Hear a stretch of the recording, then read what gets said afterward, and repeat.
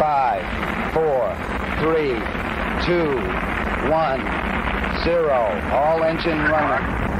Liftoff. We have a liftoff. Hello, space enthusiasts. Welcome to another episode of the Space Business Podcast, where we investigate all the exciting ways in which people participate in the new space economy by conversations with entrepreneurs, executives, investors, and other members of the space family. My name is Raphael Rodkin, and I'm an investor in and advisor to space companies. Just as a reminder, this podcast is for informational purposes only, and nothing should be taken as investment advice. This podcast is sponsored by NanoAvionics, a satellite bus manufacturer and mission integrator. Their satellite technologies enable many space companies worldwide to offer services that improve life here on Earth, such as providing global connectivity, conducting Earth observation for various purposes, or contributing to scientific discoveries. Check them out and also check out my episode with their CEO and co-founder. Sadly, I am not a rocket scientist, but I'm an alumnus of the International Space University, or ISU, which is also our partner in this podcast. ISU offers a number of educational programs about space worldwide, ranging from executive courses lasting a few days all the way to a one-year master's. Check them out at isunet.edu. So we all know and care about weather forecasts. But do you know what space weather is? Maybe you should. Solar events like geomagnetic storms have had dramatic impacts on our life here on Earth in the past. And they will do so again, it's just a matter of time. Mission Space from Latvia want to forecast space weather. Two of the founders, Ksenia Moskalenko and Artem Axelrod, will tell us all about it in this episode. Enjoy. Hey everybody, we're back on the Space Business Podcast. I'm thrilled today. I have Mission Space from Latvia as my guest. Specifically, it's Ksenia Moskalenko, who is a co-founder and director of the company, and Artem Axelrod, who's the chief operating officer. Welcome, guys. Hi, Raphael. Thanks for having us. Super excited to be here. Great. So let us start off the same way we always start off. Why don't one of you give us the elevator pitch on the company? Sure, I'll be happy to do that. So as Mission Space, with our own nanosatellite constellations, we deliver custom sensors for advanced space weather monitoring, ultimately developing a global predictive space weather system that is designed to be used as a decision support tool to detect and forecast space weather related risks.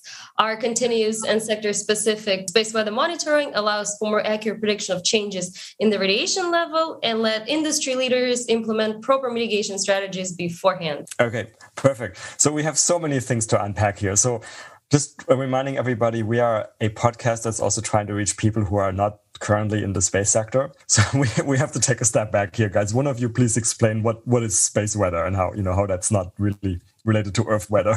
Yeah, sure. First of all, thanks for having us. Thanks everybody who's listening.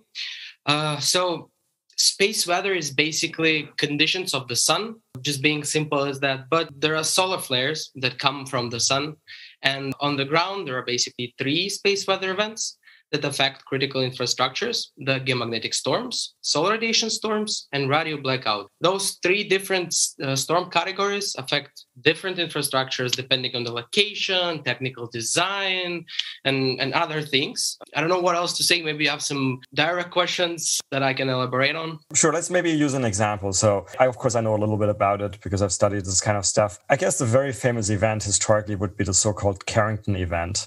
And maybe you can explain a little bit like what happened there and just give some examples of what happened there and how it really impacted the world at the time. Yes, so one of the biggest ones was in Quebec in March 13th of 1989, which was some time back. And we haven't had any super severe space weather events since then. But it was a 9-hour clinical death of the city because of a 2-second geomagnetic storm. The huge transformer that was worth $10 million was permanently damaged. People were left without the electricity for hours. Toronto Stock Exchange, bridges, airports were shut down. And the total estimated loss was about $28 million, which would nowadays translate to about 2.4 to 3.4 trillion. So since then, we have dramatically increased our dependence on technology and the internet, but unfortunately haven't really made a major step toward preventing incidents like that from happening. And that was a relatively recent one. I mean, obviously not very recent, but in sort of cosmic terms, relatively recent. And if I remember, there was the Carrington event in the 19th century, and that obviously we had much less technology, but I think scale-wise, that was an even much bigger event, right? Yeah, you're right. It happened in September of 1859, if I'm not mistaken. There was like a strong solar cycle this year, and solar coronal mass ejection hit Earth's magnetosphere and included the largest geomagnetic storm on record. And you're right, we didn't have lots of technologies out there, but if I'm not mistaken, half of the planet or something like this were off, and there were telegraphs. There weren't any other technologies. So telegraphs were really impacted by such event, and almost half of the world left without any connection, I would say. But there is not a lot of information on that since it was a long time ago. So yeah, the Quebec one was closer. And what I always remember from this, the one example is, I think there's some eyewitness reports that you could suddenly see northern lights as far south as the Caribbean, which of course sounds ridiculous. But I guess what I'm trying to get is so, the Quebec event, very recent, but a little bit smaller. But if we had something on the scale of a Carrington event, right? And again, in sort of cosmic terms, it's not that long ago, right? And I think there's the expectation, but correct me if I'm wrong, that this will happen again, right? And then maybe you can talk also a little bit about maybe how people are thinking about this probabilistically, like, when it might happen again, or sort of like, how many times in 1,000 years, or I don't know what the right metric is. And then if we had something on the scale of a Carrington event today, when we have a lot of satellites, a lot of other, like the entire world is dependent on electricity, on communications networks, what would happen today? If Carrington event happened, this cycle, for example, then we would have losses from somewhere in $2.4, $3.4 trillion globally. And it could cause power blackouts, massive power blackouts on the sun side of the Earth, and lead to disruptions in many, many industries, in airports, closure, as well as there is a report, I don't remember who the authors are, but they say that if the Carrington type event happened, nowadays, around 80% of satellites would have been lost. And you understand, since we rely on GNSS and GPS, well, it's going to be a huge problem. No internet, no signals, no network. The possibility of such an event, it happens somewhere one time in 100 years. Yes, it's a low possibility, but if it hits, then half of the world is going to be in blackout. Yeah. And what NASA keeps saying right now is that we're entering a new solar cycle this year, and the solar minimum goes to the solar maximum. So we could and should be expecting some space weather events in the next 11 years, which of course is good for our startup, but might not be as good for actual industries and companies, that the infrastructures that will be affected. How prepared is the world for this right now, you guys think? It depends. It depends on the countries, and on the resilience of some critical infrastructure to space weather. So I'll just take example of the United Kingdom. So they are one of the few countries that have listed space weather as their national risk.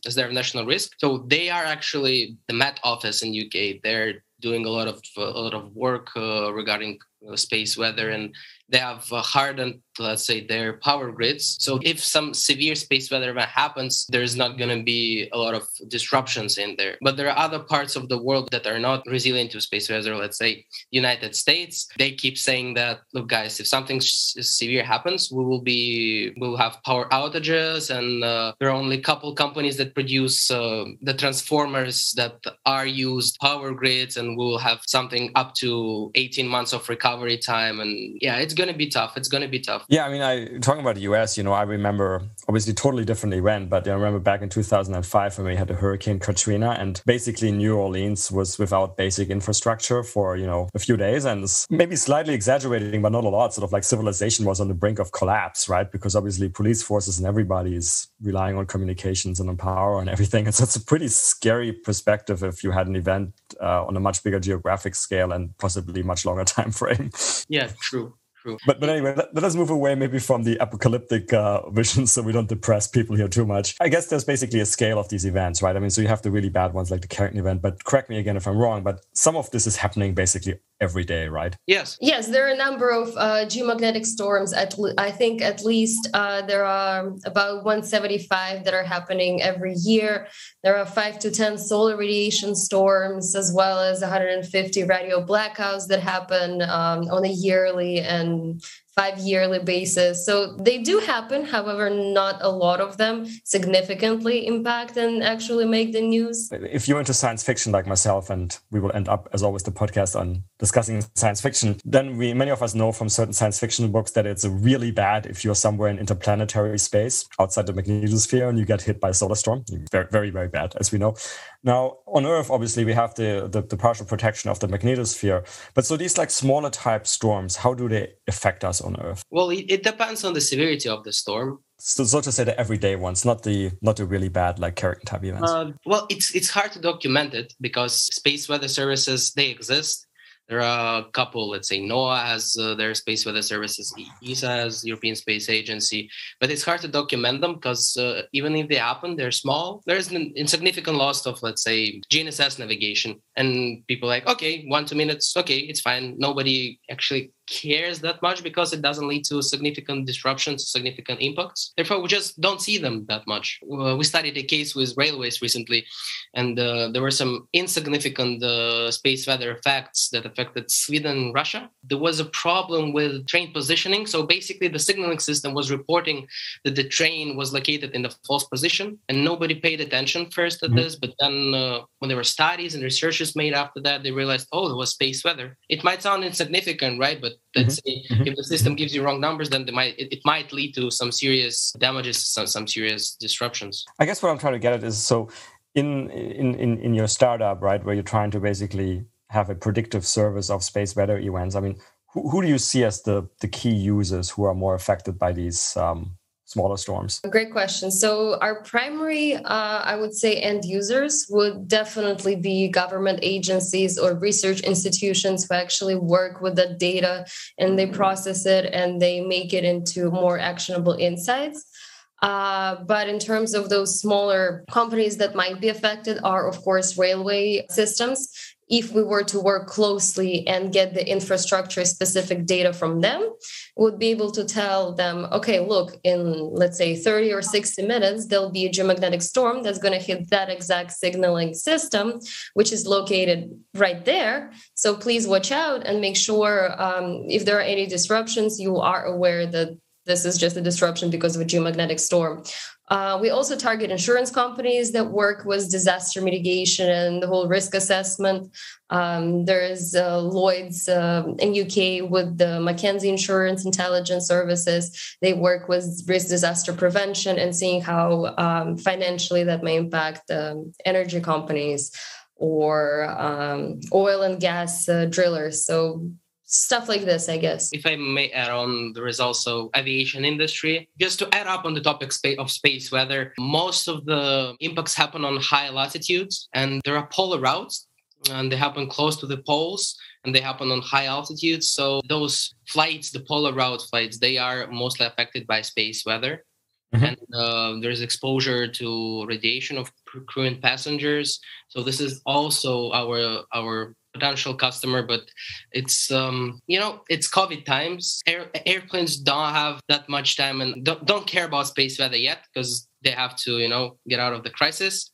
But as soon as they get out, then we'll try to target them and see how space weather can be not actually implemented, but make space weather services better for them so they have less losses in routing flights and disruptions in schedules. We all obviously hope that the whole COVID thing is going to be over soon with the vaccinations and we can start traveling again. And then, if we survived COVID, we certainly don't want to die or get cancer from some sort of high radiation dose on a polar route. So, I mean, was there any way in which airlines handled that? And by the way, I guess we should, for the listeners, say, so the reason this occurs over the poles is the same reason we have the nice effect of the polar lights, right? But what was I going to ask? Now, it's basically, before COVID, was there any way in which the airlines were handling that? I mean, were they observing that and say, okay, now there's too much solar activity, now we're going to cancel this polar flight? And was that happening? You're actually right. That's actually how it works. Well, I know that NOAA has its subscription service for airlines. They actually provide space weather services, but the main difference is that they have the satellites that are located closer to the sun. So they cannot say with 100% accuracy if the solar flare is going to hit the Earth.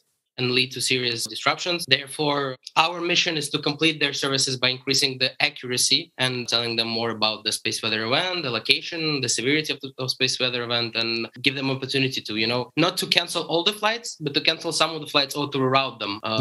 So they don't lose money, as I said, on fuel and on disruptions in schedule. And is it just about, let's say, the danger of a higher radiation dose for the passengers, or in an extreme event, could this actually knock out the electronics and the avionics and everything? It can lead to disruption of avionics systems. Anything could happen. There have been some documented cases where there were problems with electronics due to space weather events, but still, it's a topic where you have to, work closely with the infrastructure and understand their inside stuff, because it's just difficult to say, look, electronics is off, it's space weather. We have to still study, understand, compare our data with their data, and only then we can definitely say what happened. Okay, let's make a jump also a little bit higher from aircraft to satellites, right? Because I guess there's the same question about satellites, that the electronics in the satellites and the systems could be affected by that. And we mentioned the poles, and there's obviously a lot of satellites on polar orbits.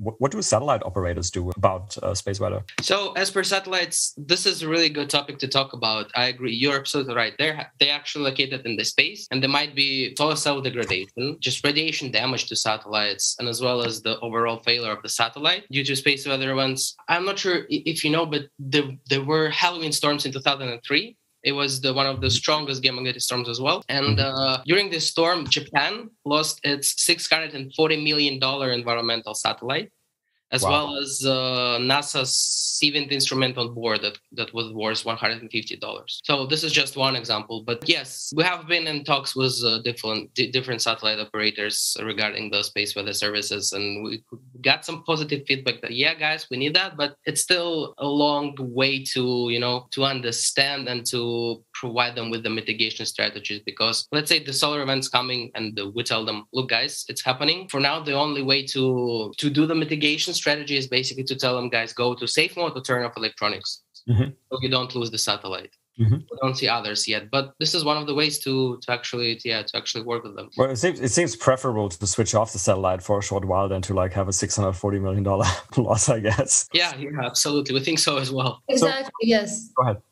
And we also have been recently researching how our space weather data, or just any space weather data, could be useful to spaceports and launching facilities. And we're still in the process of figuring out what exact data they use. Do they need anything else? And we're seeing how we can complement the already existing solutions in the spaceports, because from the initial research that we've done, the launching conditions are also affected by those space weather, coronal mass ejections, galactic rays. And if we can detect them and provide the supplementary data, I think that could give them a fuller picture of favorable launching conditions or unfavorable launching conditions. So still, it's process of market penetration and seeing what are the actual pains and needs of the customers and potential users of that space weather data.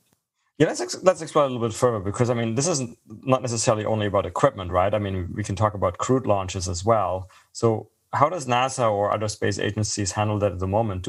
I assume they look at space weather before they launch astronauts or cosmonauts, right? We think that they do, actually, because we have just started penetrating this niche, if I may say. We have been in talks, I'm not going to name the guy, but he was working at SpaceX, and he told us, yeah, they actually care about space weather, but we don't know all the details, but they definitely consider the conditions of the sun, and they have to cancel or delayed launches if there is strong, severe storm coming.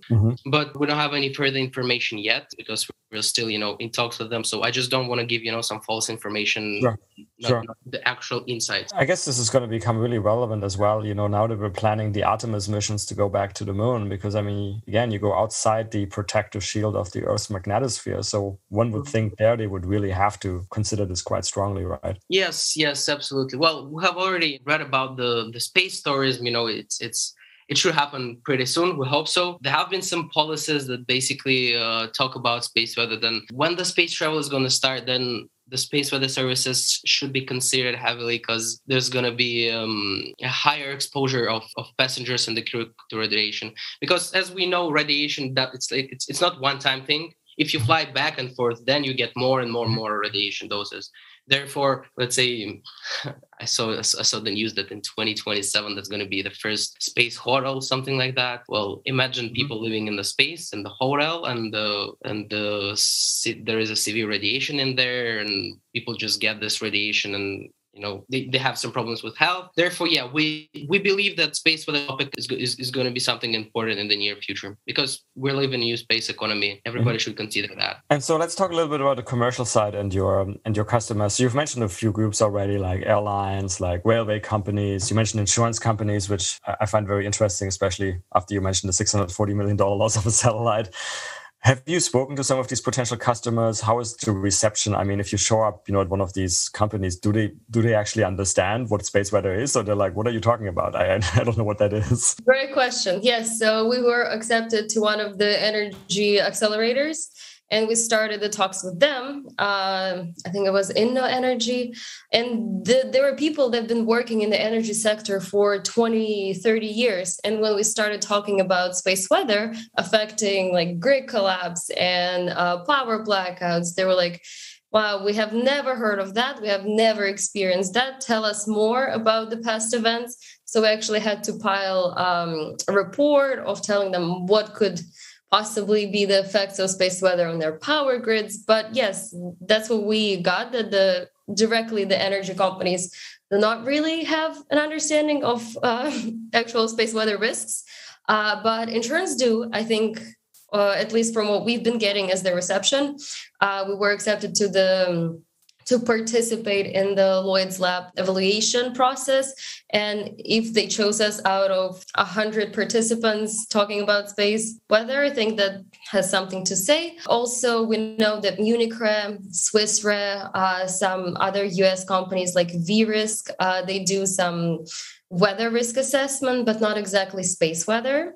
And it's been of a growing interest to them as well. And everybody, whether we're writing them or emailing them, they are eager to talk to us. They're super excited, but we're still in the process of getting those potential actual clients, seeing how much they're willing to pay for that. Would they be willing to beta test our data? So yeah, something like that. Okay. So the people who have been monitoring it, like you mentioned that some people like even the airlines have been looking at it a little bit. Where do they get the data from right now? Is there government satellites or anything like that which are tracking the space weather? If I'm not mistaken, there are a dozen of satellites, existing space weather satellites that actually measure this and monitor space weather conditions. And mostly this data is public. Mm-hmm. For example, if you go to European Space Agency website and click on the space weather link there, you can register and receive a real-time space weather updates. There is also NOAA who delivers such services. Mm-hmm. And basically, that's it.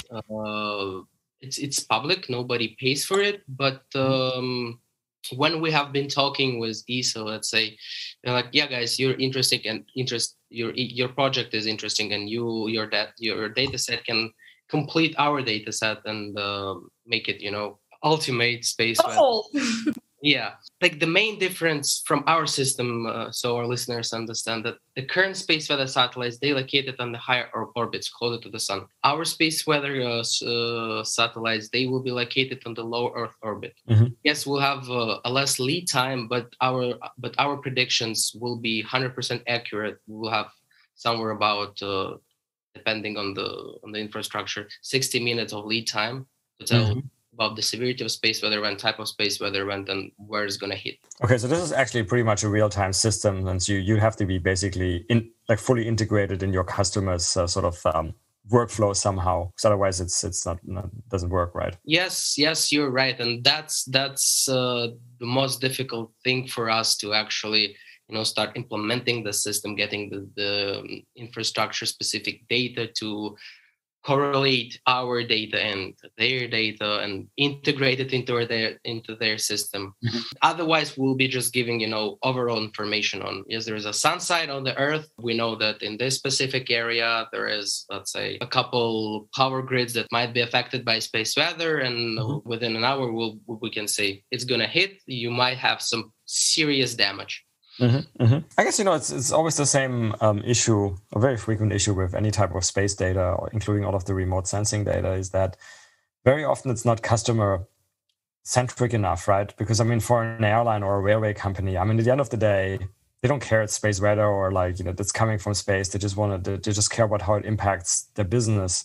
So is that something that you guys taking into account and you're sort of like, let's call it analyzing and cleaning and preparing? Yes, definitely. We actually have in our business model, we have two channels. So the space weather data distribution in the raw format to complement, let's say, space agencies' data sets or insurance companies' data sets. But we also have the short-term warning system with actionable insights and alert notifications with our support team on the line.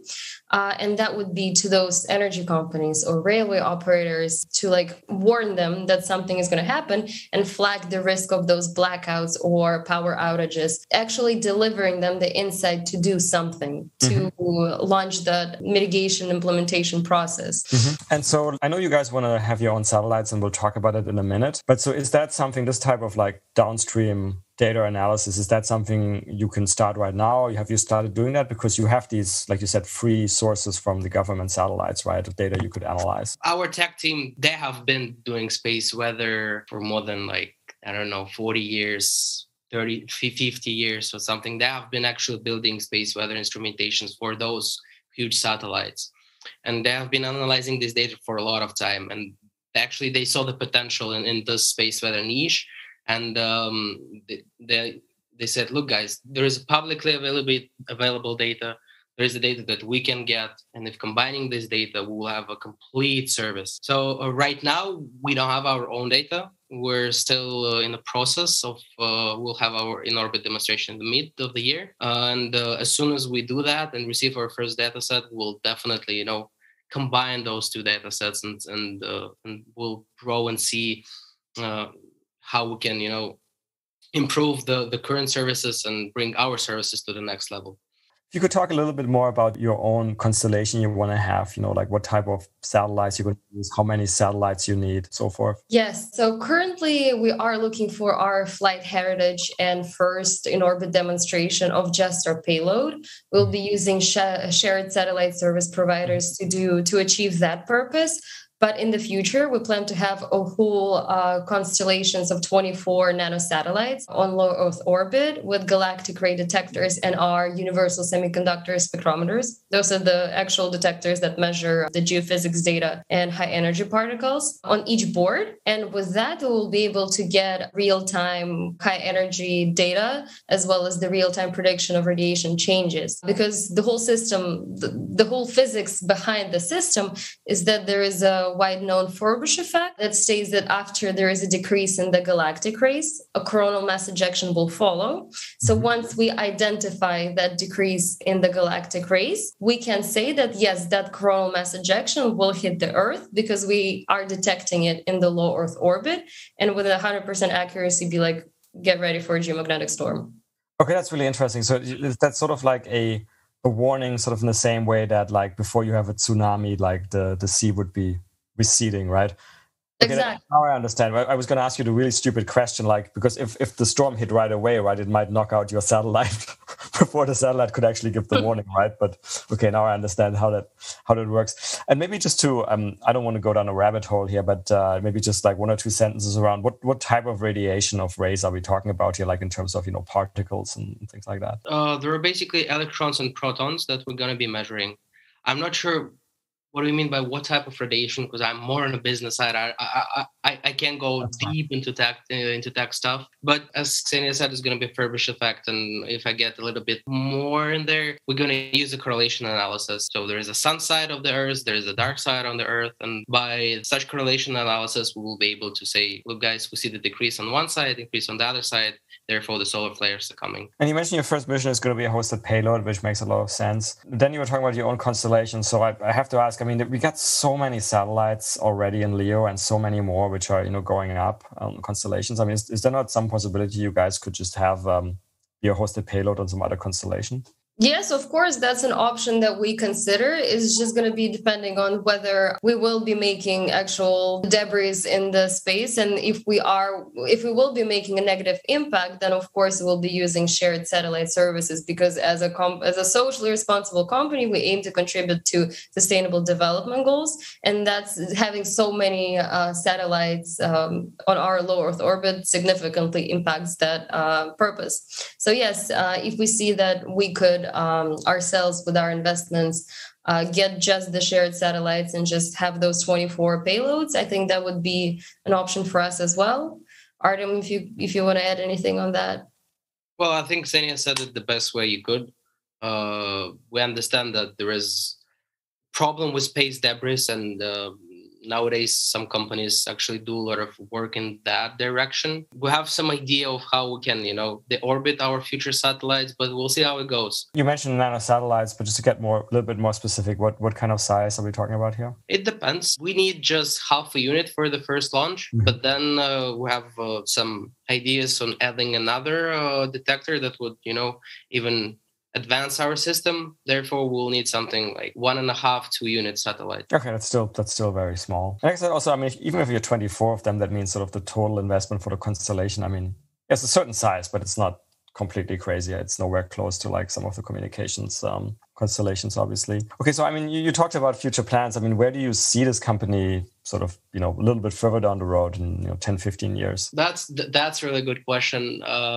Well, of course, we would like to contribute to overall space weather services, because we understand that since the usage of technology is increasing and there are more and more space launches, Elon Musk wants to go to Mars, and they need the space weather measurements during the flight as well, and on the moon as well, because moon is the future of research and development, as many people say. Therefore, we plan to expand not on the Earth, but in space as well, on the moon and Mars. We want to participate in those missions because we see the potential and the need of our services. And basically, 24 constellations is just our, 3 to 5 year plan, and then to expand, to go further. In a way, isn't your service even much more important in places like the moon and Mars, precisely, again, because you don't have a protective magnetosphere?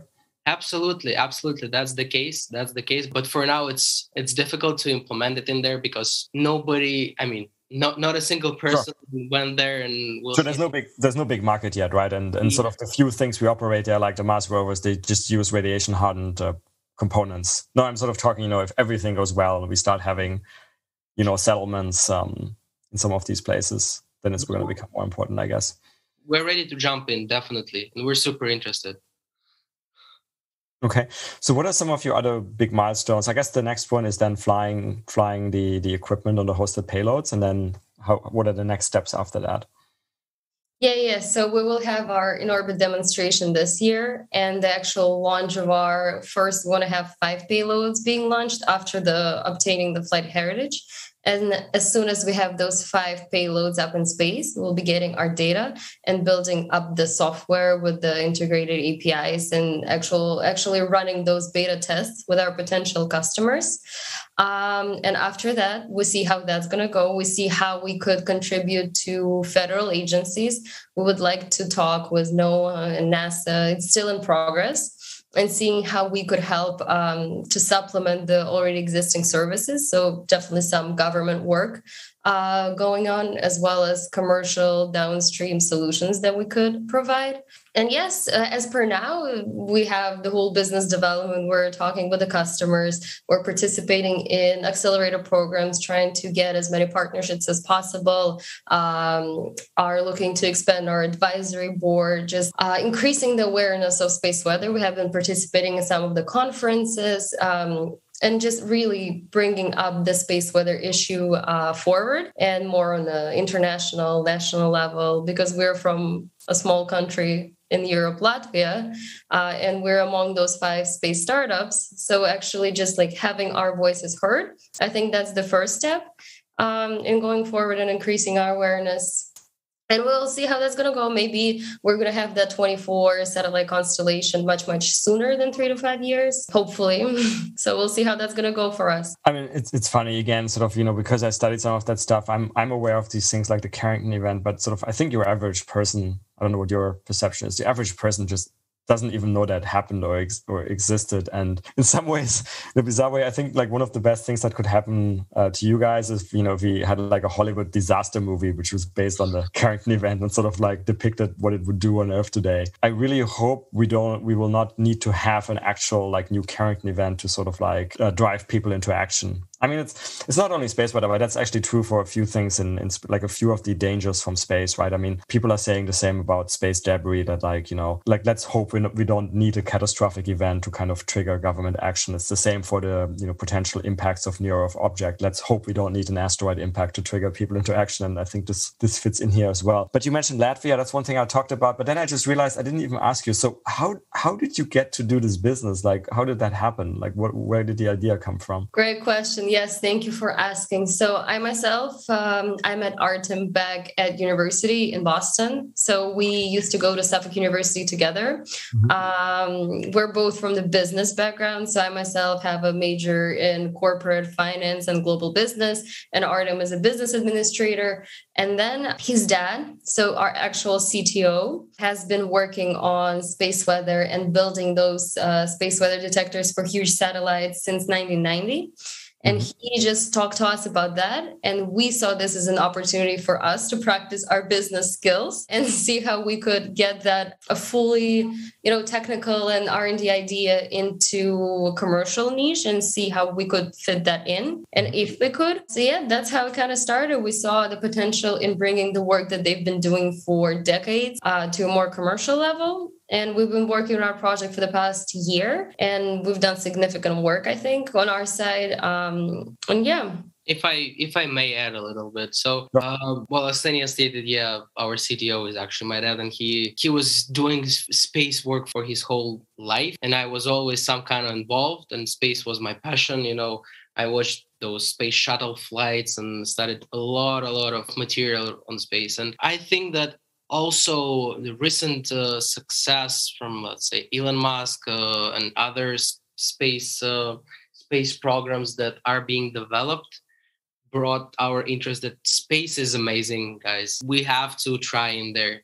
And since we have such an opportunity, yes, we have to do it, because it's like a movie. It's like a movie for me. I've never been to space. I'd like to go there, but if I cannot go by myself yet, I will launch some satellites in there and see how they work in there. I very much sympathize. So let's talk really briefly about Latvia, where the company is based. So what is the space ecosystem in Latvia like? I mean, obviously, there's some interesting things going on in general in the Baltic states, because the sponsor of this very podcast, NanoAvionics, is from your neighbors, Lithuania. But what about Latvia? Yes, and one thing about NanoAvionics, we're also expecting a quote from them to use the shared satellite services and see maybe we're going to launch with NanoAvionics for that flight heritage. And yes, Latvia. So why Latvia? Our CEO, Alex Paspechov, he's a serial entrepreneur, and he was the first person to ever get a startup visa to Latvia. And he has been working as a serial entrepreneur for different tech startups and trying to develop the startup community in Latvia. So that's how we chose the place of our, if you may, headquarters in Latvia. The space community is still growing. We were just announced that the ESA BIC will be opening its doors in Latvia, I think, in the near future. We also became recently the members of the whole ESA program. At first, we were only part-time members, and now we have the full ability to participate in those ESA tenders, proposal calls. So that's still, we're right at that moment where the whole space community is developing in Latvia. But the head of the delegation, the people have been really supportive of us. They've been talking with us. They've been trying to help as much as they could. So the actual response and the excitement is there. And we really hope to contribute to expanding the space community and expanding our influence as well in that space community. Terrific. And usually ESA BIC is a good sign and sort of a very valuable addition to the ecosystem. And I realized you're also just like a short way across the Baltic Sea from Helsinki and Finland, which has a very vibrant space ecosystem. So hopefully, like, when Corona is over, and because it's so close, there might be some synergies going on. Yes, would love that. With the Finnish Meteorological Institute, I think they're one of the top ones who are working with space weather. So it would be interesting to reach out to them too. Thanks for the idea. Terrific. Okay, cool. So let me finish up with sort of two questions I was asked. The first one is, okay, so you now told me sort of the origin story why you guys are doing space weather, but you've kind of made it amply clear that you are both excited about space in general. So if you weren't doing mission space and space weather, what might you be doing in space? Oh, that's a really good question. You need some time to think about that, but I don't know. Many people would say this, like mainstream, but for me, I really love what Elon is doing with his ideas, how he made this AI thing with the returning boosters on Earth. Well, I would really love to join them, if not space weather, because I understand that I maybe do not have that ability to do it by myself from the scratch, but I would really love to join and to help him, advance this, because I think this will bring us to the Mars. I believe in that. And those colonizations, those moon research and development and those settlements. I'm not sure if you heard about, but there is a TV series made by Apple TV, For All the Mankind. Mm-hmm. Sure. If you have some time, just go ahead and watch it, because it's just breathtaking. I would really love, to colonize some, let's say, moon and get those resources needed for the Earth, and some unrealistic, fantastic, but it's coming. Okay, Ksenia, anything you would like to do in space? Yeah, sure. I think I would be, if not space weather, I would love to explore something off-world exploration. I don't know if you know about a project called Proudly Human. I recently learned about it, and it completely fascinates me. So Adriana Moraes, she is a South African theoretical physicist, and she has been taking little settlements and just like gathering people in different extreme conditions. And she has been trying to figure out what it would be like to have a settlement on the Mars in the extreme conditions on the Earth. So if not space weather, I think I would love to contribute to some business development in that area. I think that's super fascinating, because obviously we're not talking 10, 20, but maybe in 30 years, we should be expecting first people going off to Moon, Mars, and that kind of preparation is needed. And it's super cool that she's doing that now. So yeah, that's been something I've been following since I first heard. Okay, let me ask you a funny follow-up question on that. So I've been looking a little bit to prepare myself into your guys' background. And Ksenia, I saw in the previous life you were a champion rhythmic gymnast. How would you feel about doing rhythmic gymnastics in like 1/6 gravity on the moon? Not amazing, but thanks for that. Because you always throw ribbons, hoops, and once you actually throw them, I don't think you'll ever catch them back. But it would be longer.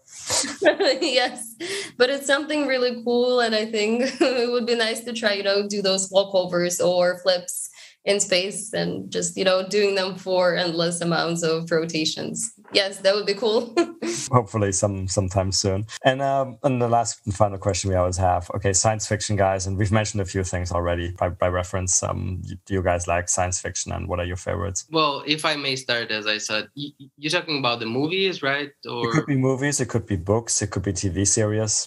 Yeah, could be anything. Well, my favorite would be For All the Mankind. It's a recent one, and I enjoyed it. I'm still, still watching, but yeah, it's really interesting. As well as the one that I watched when I was a child was Armageddon, was Bruce Willis. Sure. I watched it like 10 times. Yeah, it was amazing. That was about a threatening potential asteroid impact. I remember that. Yes, and how they try to destroy it, and I love that movie. Mm-hmm. Okay. And as per me, I think Artem, you need to help me with that. Artem showed me a movie which I, for some reason, did not watch. It's called, what is it called? The Alien? Yeah, The Alien. The Alien. For some reason, I managed to not see it. And when I was watching it, and there's the actual series of the Alien versus who was it? The Predator. Yeah. The Predator. The Alien and the Predator. That was super cool. For me, I really like the whole idea of, how they go to the space. Oh, also the movie with the little alien that gets huge. It's called, I think, not sure how it's called, but it's about Kelvin, and Ryan Gosling is in the movie. So for girls, I think that's a good reason to watch it. So yes, I really like when the idea of aliens and aliens invasion, or aliens versus aliens, predators and the alien. So just, overall idea about that. I see you basically like aliens like really screwing humans over. Cool. I think that's super cool. I hope that's not going to be the case. Good I hope Ryan Gosling will be able to save us. Ryan Gosling will save us, or Bruce Willis, Yes. one of those guys. And as we all know, soon Tom Cruise is planning on filming a movie on the space station, and maybe he can save us too. I mean, he is Mission Impossible after all. Guys, thank you so much. It's been a lot of fun, and thank you for teaching us about space weather and the importance of it, which, again, many people probably don't know. And, good luck with the company, and speak sometime soon, I hope. Thank you very much for your time. Thanks for everybody who's listening. Thanks, everyone. Our pleasure. Well, that's it for another nominal episode of the Space Business Podcast. If you like this podcast, please consider giving it a 5-star rating on your favorite podcast platform, such as iTunes. You can follow us on Twitter at podcast_space. Also consider supporting us at www.patreon.com/spacebusinesspodcast. If the podcast got you interested in learning more about the business opportunities in the space economy, check out my new online course on space entrepreneurship on udemy.com. The link is in the episode description. Lastly, if you have any feedback, including ideas for guests, and that may include yourself if you have an exciting space story to tell, or interested in being a sponsor, drop us an email at spacebusinesspodcast@gmail.com. I look forward to seeing you for the next episode.